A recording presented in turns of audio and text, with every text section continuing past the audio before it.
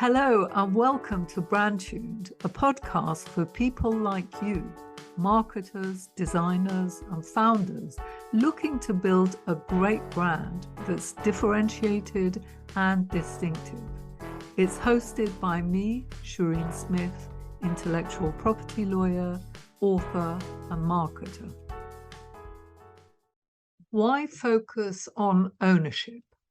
If you believe in what you're doing, you had better make sure you own what you create for your business. You had better understand the long tail of how your work generates value. To do that involves concerning ourselves with ownership when doing business in the digital environment. Owning what we do is about retaining control rather than giving away the value of our knowledge and skills. It's about avoiding dumb deals.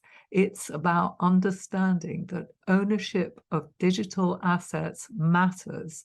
It comes through knowing how to navigate intellectual property laws. It's about learning the right things so you can negotiate properly. It's about knowing what steps to take to secure ownership rights before implementing ideas. Just as journalists have a good grasp of media law to do their job effectively, so designers, marketers, business consultants, and lawyers need to understand intellectual property laws. Just because it's a legal subject does not mean those who aren't lawyers don't need to know their way around IP laws. If you work with businesses, then you need a sound grasp of how IP impacts business and brand. Founders often don't know what intellectual property even means, but when they consult an advisor, be it a designer, marketer, business consultant, or lawyer, they expect their advisor to know everything pertinent to their area of expertise. IP law is intrinsic to the work designers, marketers, and business consultants do. Hence, it's an important skill that these professionals need. Among other things, that involves having a sound understanding of the role of names in business. Names are the single most important concept everyone in business needs to properly understand, especially if they are choosing new ones. A name is to a business what a plot of land is to a development. Just as you would first secure ownership of land before investing in building properties on it, so you need to own the name you intend to use to build your brand around before promoting your brand. Think about it. Everything you do in business involves raising awareness of your existence. It's about getting your brand name known.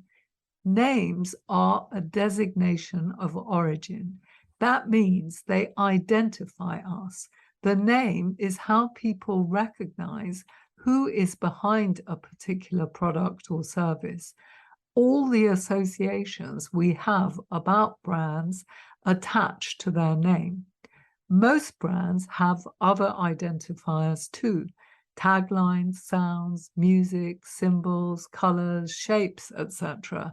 The purpose of these identifiers is to bring the brand name to mind. So owning the name is vital. To own a name involves a two-step process. First, it's essential to check that the name you want to own is actually ownable and available. Ownability is a large subject that I'll leave for another day. However, it must be really well understood by anyone who names anything in business. Availability is about the name not belonging to someone else. It mustn't be like that of existing businesses in your category. That's because the law only allows businesses to share names if they operate in different spheres. For example, the name Polo belongs to 3 unrelated businesses. They can use the same name because they are in entirely different areas of business. Clothing, in Ralph Lauren's case, confectionery, in Nestlé's case, and automotive, in Volkswagen's case. The second step in the process to securing ownership rights in a name is to register a trademark. If you skip the first step and just go straight to registering a trademark, then your rights rest on shaky foundations. Always start by checking that the name you're using is ownable and available before applying to register it as a trademark. Just as I would expect a journalist to understand the basics of how defamation laws work, so I expect a designer or marketer or business consultant to be familiar with the law around names. Even marketing companies that outsource naming to specialists need to know the basics of the law, given that the name is a key identifier of a business. Names have a fundamental significance, which, if not properly understood, leads to people confusing marketing and promotion when naming their business or products. Paradoxically, in the long run, it can reduce the value of a business to be using a name that's not ownable. The name is what enables the world to recognize a business. So no business would want to lose the right to use its name, nor would they want a competitor to use a similar name to divert business away from them. Yet it's not at all unusual to find that a business hasn't secured ownership rights to its name. All the goodwill and brand equity resides in the name, but people take their name for granted. They are invariably in disbelief when something happens to shake their foundations. When they realize that their rights are quite precarious if they haven't secured ownership in their name, they're often keen to protect their rights. Sadly, for some business owners, it can be too late by then. One reason people have a false sense of security about their name is that it's not compulsory to register a trademark in the UK or USA. Another cause of confusion is that they may well have registered a domain or company name and assume that's all that's necessary to secure ownership rights in a name. However, the right to use a name comes from trademarks, not domain or company registration. When you're choosing a name for a new business, you are presumed to have checked the trademark registers. So if your name is like an existing trademark owner's name, you are automatically in the wrong.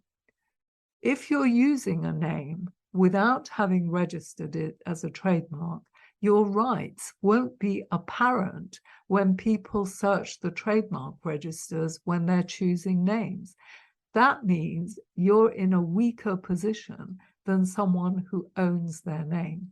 You potentially have to go through costly litigation to establish that you have earlier rights in your name, and you could discover that someone else has actually been using a similar name to yours before you even adopted your name.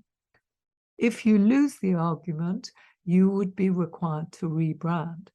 But even if you win, it could cost you 50 times as much or more than it would have cost you to simply register your name as a trademark in the first place. Why do people expose themselves to the risk of costly disputes and the possibility of losing their right to use a name when it's quite inexpensive to secure ownership? The name is the single most important asset of a business after all. The time to secure rights in the name is before you start to build your brand around it.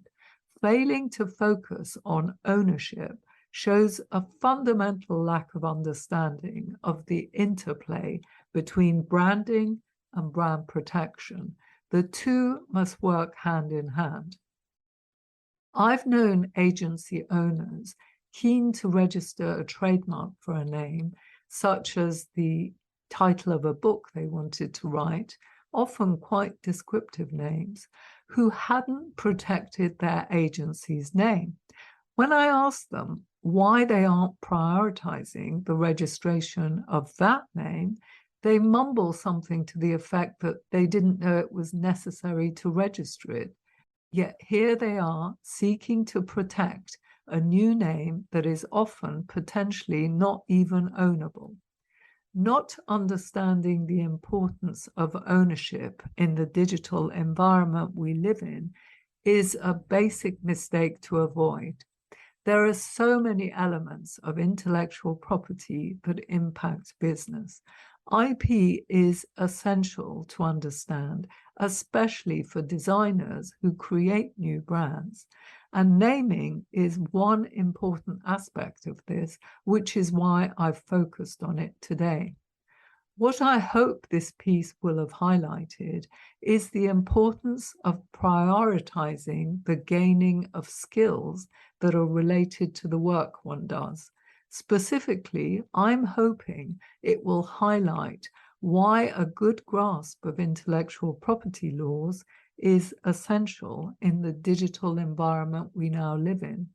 The value of most businesses is no longer in physical assets. Even businesses that sell physical goods will generate more value in their intangible assets, such as their name, than in their physical stock if they succeed.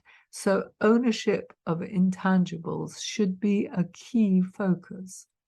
Just as you'd want to understand how company law impacts your plans when you set up a new business, so you need to learn about IP laws to own the intangible assets that represent the value you create in business.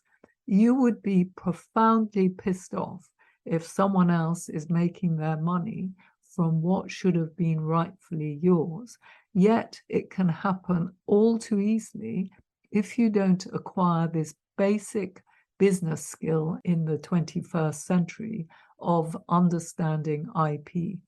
Learning what's involved to secure ownership of intangible assets, such as names, copyright content, trade secrets, patents, designs, etc., is where the value of knowledge lies nowadays.